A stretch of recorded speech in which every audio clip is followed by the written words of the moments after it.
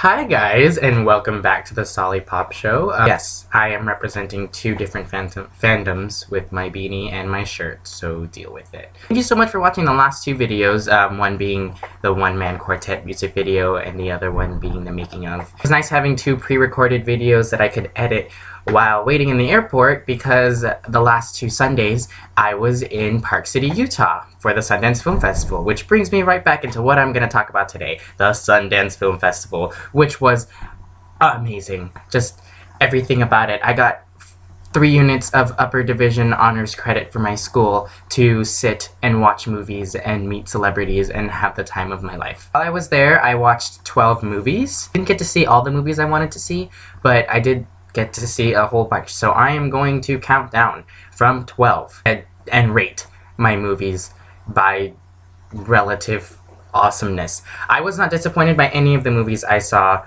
I love them all. I hope they all get to theaters soon so you guys can all see them and know what I'm talking about. But here's the list of Sundance films that I watched. Number 12, Hunting Ground. Number 11, Larry Kramer in Love and Anger. Number 10, Hollow. Number 9, Dean for Fire. Number 8, Z for Zachariah. Number 7, Cop Car Star. Number 6, Knock Knocks. Number 5, 99 Homes. Number 4, Sleeping with Other People Star. Number 3, West. Number 2, Last Days in the Desert Star. And number 1, Turbo Kid. So, one of the movies I didn't get to see is the Stanford Prison Experiment, which was into the psychological experiment they conducted where the participants had to either play wards or prisoners in this experiment, and soon everyone in the experiment started to, kind of assimilate into the characters a little too much. Talk about method acting.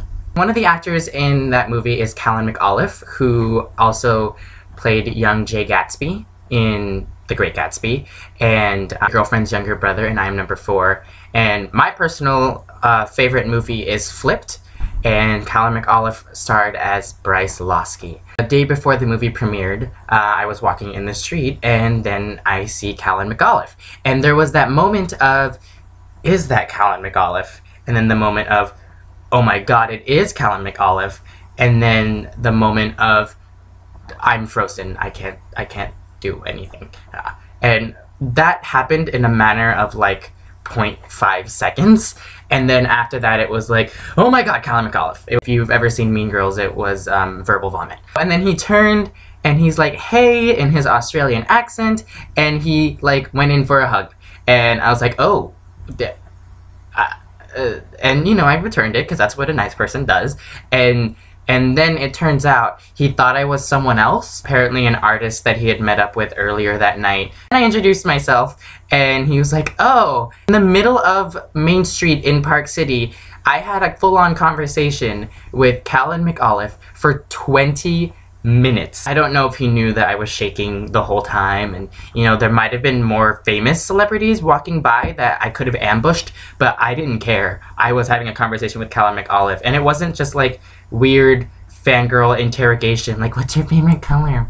I asked him why he was here because I didn't know he was in the Stanford Prison Experiment. He asked me why I was there, and then he asked me about my college and, what I'm majoring in. And when I said that I'm a theater major, he was like, I hope we get to work together before I say something stupid and end my career. Callan McAuliffe just said that he wants to work with me. I probably prompted it, but whatever. He said that he will be at the premiere of his movie the next day, and I was like, well, I'm gonna waitlist the movie, so hopefully I get to see you there. And he's like, yeah, I'll see you tomorrow. And then he had to go to some party for his managing company, whatever. And then I walked away and I was freaking out. I called. So the next day, I get into the waitlist for the Stanford Prison Experiment, and I'm waiting, and then they didn't let anyone in the waitlist, and I was so bummed. Later that night, I'm in the theater for Turbo Kid. I tweeted something at him. Callan McAuliffe, you did say, I'll see you tomorrow, yesterday. When you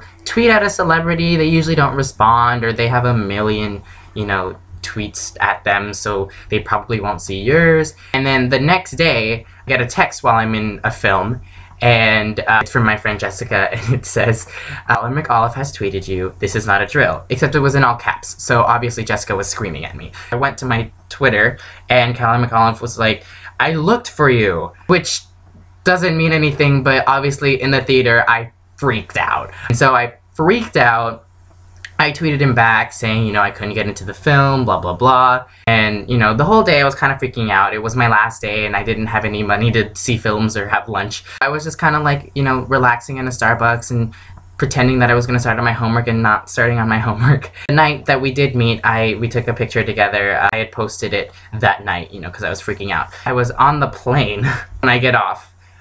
Because then I'm in Wi-Fi or 3G or whatever again. I looked at my Instagram, and he Instagram commented on our selfie, and he was like, sorry I didn't get to meet you the next day, and you know, it was really nice to meet you. And by the way, my favorite song is Solomon Vandy from the Blood Diamond soundtrack. Now, I don't think he's at the point where he realizes you don't tell psychotic fangirls like me that your favorite song has my name in it, because I'm a psychotic fangirl. That's just not what you tell me.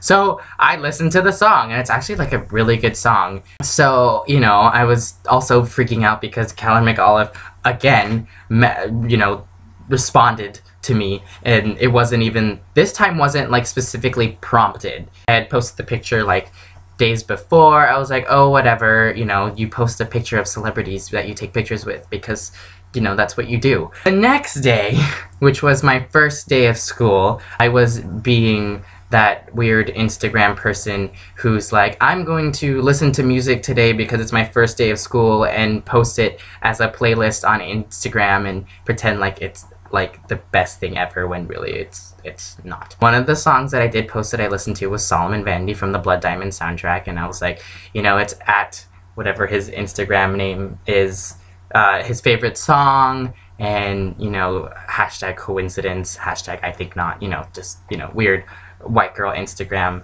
type thing. And he replied, and he decided to tell me more of his favorite songs from the soundtrack, and I'm still freaking out. That it's been 5 days since I've been in Park City and a week since I met him, but I'm still like freaking out. That was my saga at Sundance, and thank you for watching me freak out. In a couple weeks I'll have another music video out for you guys, and if you have any requests about music videos, comment them below. Thank you so much, and I will see you guys next week. Bye!